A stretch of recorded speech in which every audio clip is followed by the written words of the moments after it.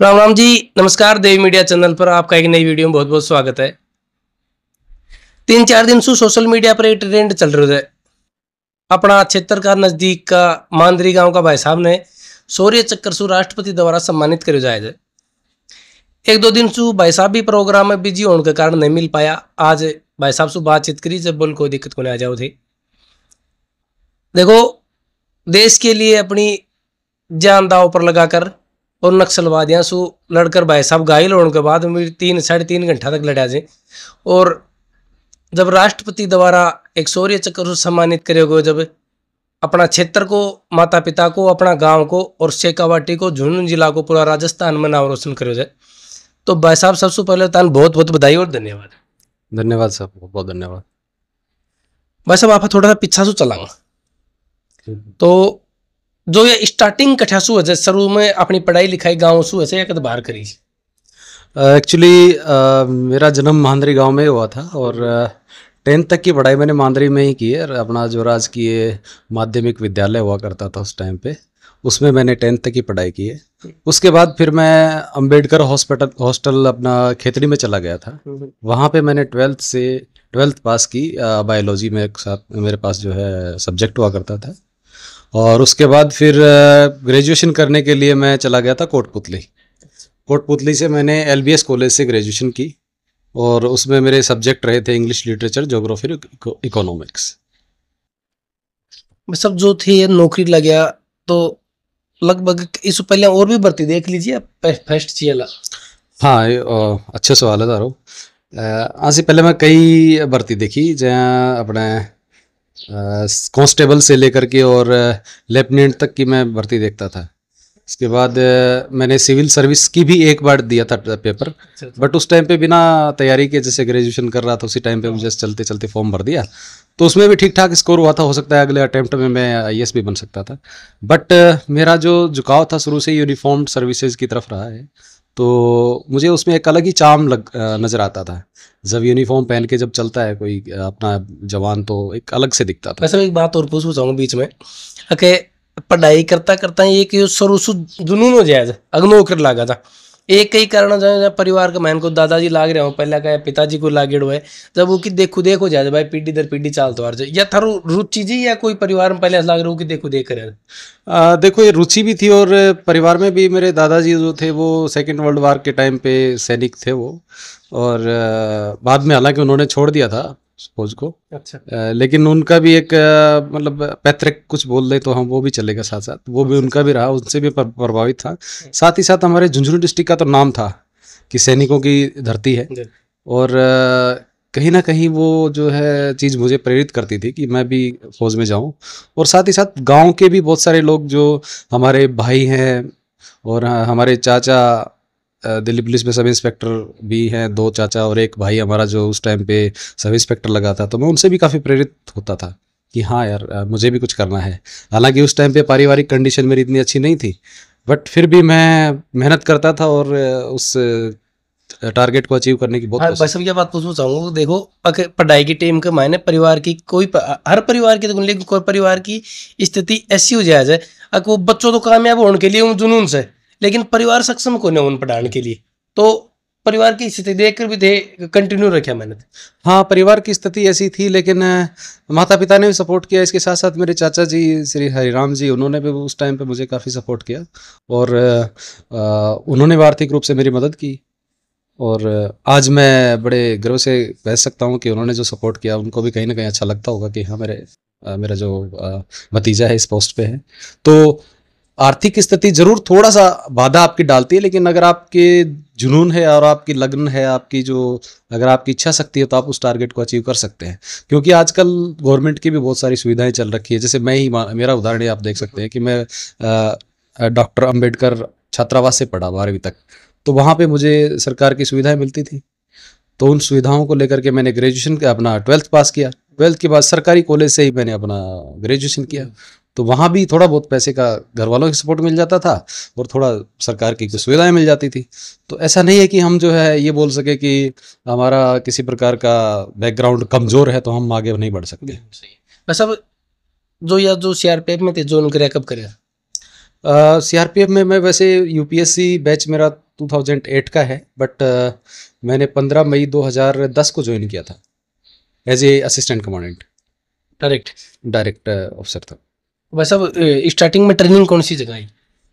मैं भर्ती होने के बाद यहाँ आईएएस से अपना एकेडमी पढ़ता है, सीआरपीएफ एकेडमी कादरपुर से मैंने बेसिक ट्रेनिंग किया। उसके बाद मेरे कुछ एक कोर्सेज हुए जो कि सीआईटी कोर्स होता है हमारा जंगल वारफेयर का। इसके बाद फिर वो करने के बाद मैं कई जगह मेरी टफ एरिया में ड्यूटी रही। जैसे मैं पहले झारखंड में था, वहाँ भी नक्सल प्रभावित क्षेत्र था। उसके बाद फिर मैं बीजापुर में पोस्टेड रहा, वहाँ भी अति नक्सल प्रभावित क्षेत्र था। वहाँ के बाद मैं 6 साल प्रधानमंत्री सुरक्षा एसपीजी में रहा। हाँ भाई साहब, मैं एक बताना चाहूँ, देखो जो पीछे जो फोटो लाग रही है भाई साहब, प्रधानमंत्री दिख रही है ना फोटो ऊपर। हाँ, तो यह फोटो मैं था ना वीडियो को स्किप करके दिखा दूंगा। प्रधानमंत्री जी के साथ भाई साहब की फोटो है। तो 6 साल तक रही है भाई साहब? हाँ, मैं 6 साल तक प्रधानमंत्री सुरक्षा में रहा। वहाँ से भी बहुत सारी चीज़ें मेरे को सीखने को मिली। फॉरेन डिग्निटरीज से कैसे डील करते हैं, और एक मतलब आपकी पर्सनैलिटी में बहुत सारी चीज़ इंक्लूड करती है वो। आप अलग अलग थिएटर में काम करते हैं तो अपना तजुर्बा एक और आपका तरीका बात करने का, और आपको किस प्रकार से अपने आप को रिप्रेजेंट करना है, वो बहुत सारी चीज़ें आपकी पर्सनैलिटी में ऐड होती हैं। तो मैं कहीं ना कहीं इस चीज़ को भी मानता हूँ कि मैं एसपीजी में रहा तो मुझे अच्छा मौका मिला, और वो कहीं ना कहीं मेरे चरित्र में और इनमें इजाफा करने में मैं कामयाब रहा। बस अब जो फिलहाल जो शौर्य चक्र से थाने सम्मानित किया गया है, यो जो घटनाक्रम क्यों हुई, बारे हम थोड़ा सो विस्तार से बताओ। देखो करीब करीब आदमी तो ये चीज को पता ही को ना। एक तो थोड़ा सो या जो मीडिया का भैंसो भी थोड़ी अखबार में प्रिंट गलत होगी, थोड़ी दंतेवाड़ा लिख रहा हो नक्सलवादी, वो दंतेवाड़ा नहीं जो। तो अखबार हम भाई साहब ही बता देंगे कौन सी जगह जीर के घटनाक्रम जो पूरा, तो थोड़ा सो विस्तार से बता दो स्टार्टिंग से ही। जी, एक्चुअली अभी क्या है कि नक्सलवाद एक ऐसी समस्या थी कि जिसका कोई इलाज किसी से बन नहीं पा रहा था।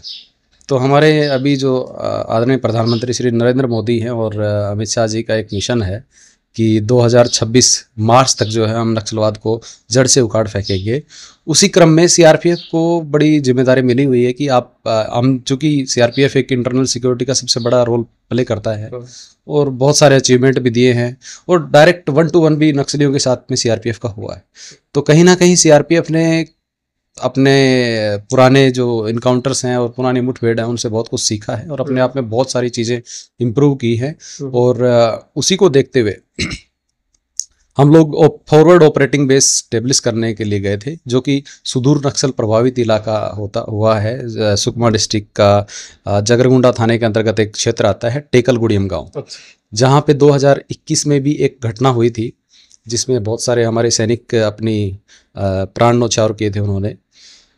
वो क्षेत्र जो है अपने आप में नक्सलियों का गढ़ हुआ करता था। दुर्दांत नक्सली हिडमा जो था वो उस क्षेत्र का ही, हिडमा जो है वो उसी क्षेत्र का रहने वाला है। उसका गांव टेकलगुड़ियम से मात्र 3 किलोमीटर दूर पड़ता है, पुवर्ती गांव है, और प्रॉपर उनका हब हुआ करता था वो। और टेकलगुड़ियम में एक ऐसी जगह थी जो कि टैक्टिकली नक्सलवादियों के लिए बहुत बड़ा एडवांटेज उनको मिलता था। चारों तरफ से पेड़ों से घिरा, पहाड़ों से घिरा हुआ, घने जंगलों से घिरा हुआ, वहाँ पे एक नॉर्मल इंसान की पहुँच नहीं हो पाती थी। तो उस एरिया को कब्जाने के लिए, उस एरिया को अपने अंडर में लेने के लिए छत्तीसगढ़ पुलिस की एक योजना थी कि वहाँ पे एक कैंप बनाया जाए, और उस कैंप बनाने के लिए सीआरपीएफ की मदद ली गई।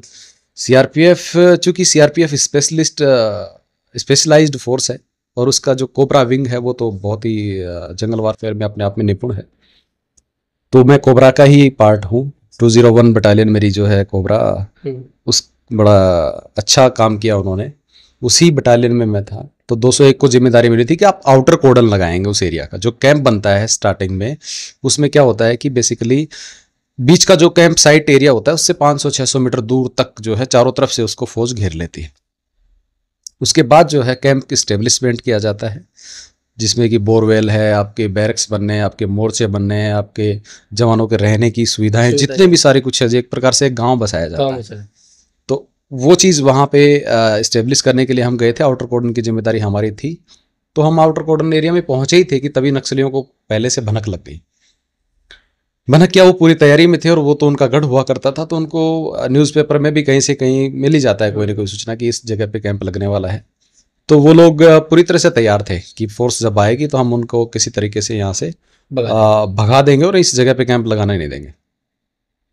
चूंकि वो उनकी प्रतिष्ठा वाली जगह थी, कभी उन्होंने सोचा नहीं था कि फोर्सेस जो है इस जगह को जीत पाएंगे। तो उस जगह पे हम गए, उन्होंने हमें देखा, उन्होंने जो है ताबड़तोड़ हमारे ऊपर BGL जो कि बैरल ग्रेनेड लॉन्चर एक होता है, उनका लोकल मेड वेपन होते हैं, बट लोकल मेड जरूर है लेकिन वो बड़े घातक हथियार होते हैं। तो उनसे जो उन्होंने हमारे ऊपर हमला किया और नीचे से उसी हमले की आड़ लेते हुए अपने स्नाइपर बीच बीच में घुसाना शुरू कर दी।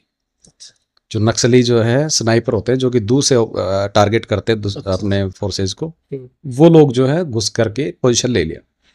क्योंकि हमारी पोजीशन, हम उस एरिया में नए थे और वो तो उनका घर हुआ करता था, तो उस चीज़ का उन्होंने एडवांटेज लिया। हालांकि हमारी प्लानिंग वगैरह बहुत अच्छी थी, हमारे सीनियर ऑफिसर्स का भी प्लानिंग वगैरह बहुत अच्छी थी, बट फिर भी नक्सलियों ने जो है थोड़ा सा उसका जगह का एडवांटेज लेते हुए, कुछ लोकल्स गांव वालों की सपोर्ट लेते हुए, क्योंकि गांव वालों पे हम गोली नहीं चला सकते, अच्छा, गांव वालों को फर्स्ट लाइन में कर दिया।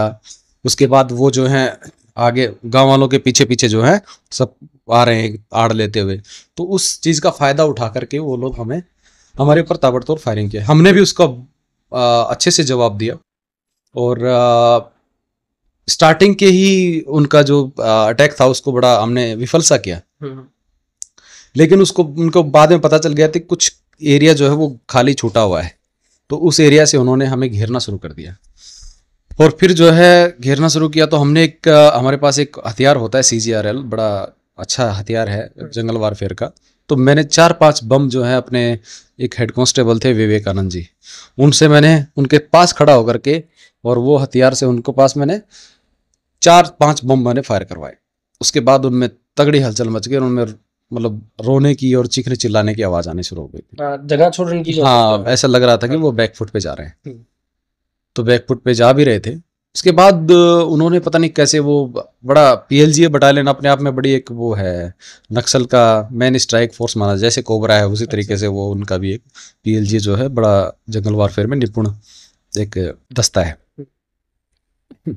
तो उन्होंने जो है वापस से रिओर किया और हमारे ऊपर ताबड़तोड़ दोबारा से अटैक किया।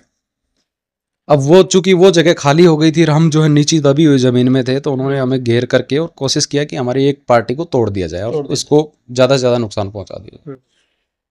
उसके बाद फिर मैंने अपने सभी कमांडरों से डिस्कस किया कि भाई इस जगह के ऊपर हमारा नुकसान हो सकता है। तो हमें थोड़ा सा एक हाइट सी दिखाई दे रही थी, उस जगह को हमने कवर करने की कोशिश की।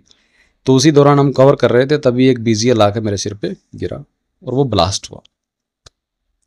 उसका इम्पैक्ट ज़्यादा नहीं हो पाया, पेड़ के बीचों बीच से आया था और जैसे ही वो पिन टच हुई मेरे सिर पे वो ब्लास्ट हो गया। ब्लास्ट होने के बाद अंधेरा सा आंखों के सामने छाया, क्योंकि एक्सप्लोजिव का तो कोई जवाब नहीं होता।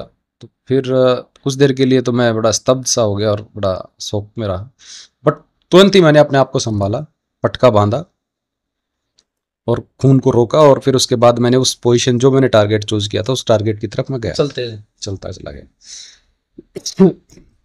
इसी दौरान मुझे सेट पे कम्युनिकेशन आ रहा था कि इतने जवान आपके घायल हो गए हैं, ये घायल हो गया, वो घायल हो गया। कुछ को तो मैं देख रहा था और कुछ को अपने साथ भी इवैक्यूएट करता हुआ लेके आ रहा था।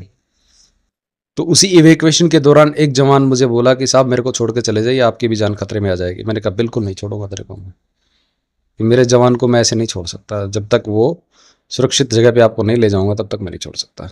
उस दौरान उस जवान को कंधों पे उठा करके और लेके आ रहे थे हम।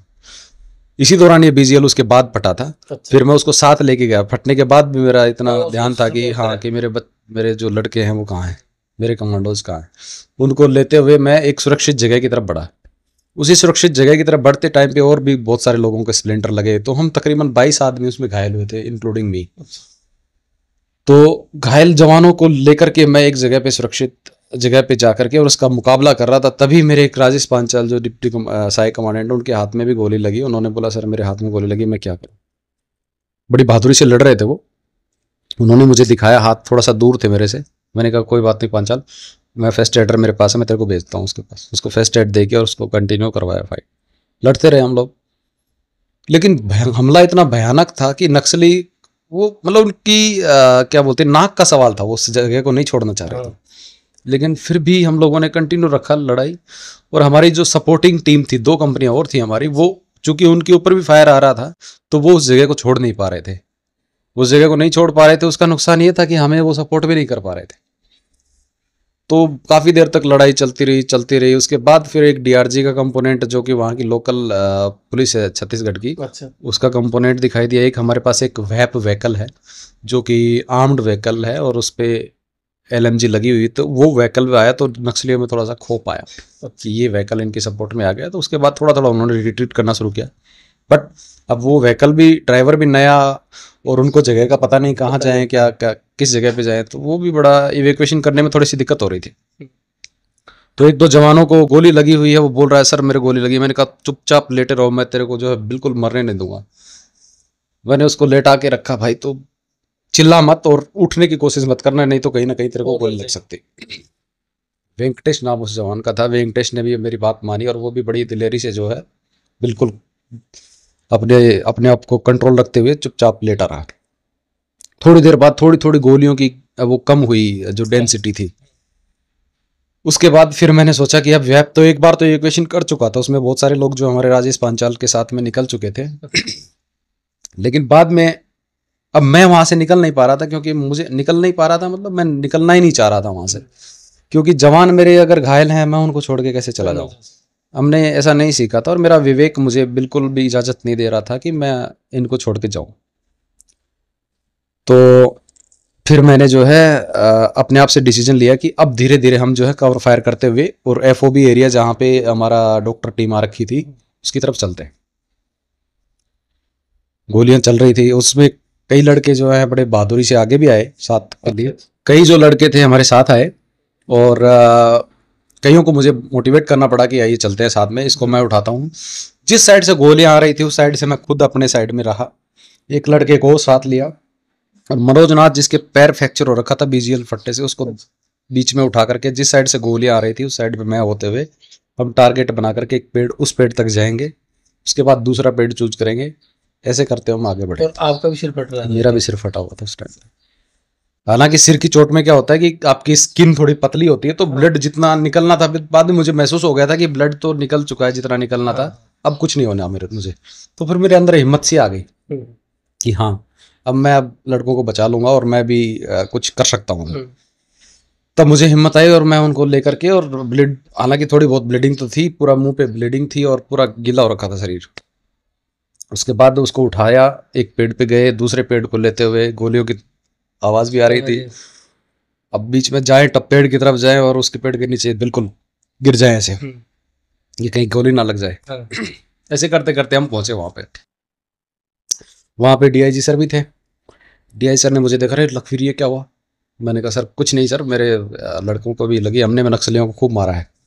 डीआईजी सर बड़े खुश हुए, बोला very proud of you, sir ने बोला। फिर उसके बाद मैंने कहा सर मैं लड़कों को इवैक्यूएट करके लेके आता हूँ। बोले तेरी हालत देख कैसी हो रखी है।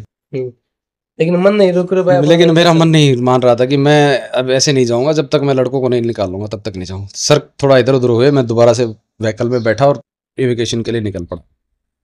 2-4 लड़कों को फिर निकाल के लेके आया वहां से। उसके बाद फिर मेरी एनर्जी डाउन सी हो गई थी। फिर एनर्जी डाउन होने के बाद फिर डॉक्टर को मैंने दिखाया, मुझे भी थोड़ा देख लीजिए। डॉक्टर ने देखा, बोला सर इसके चोट ज़्यादा है।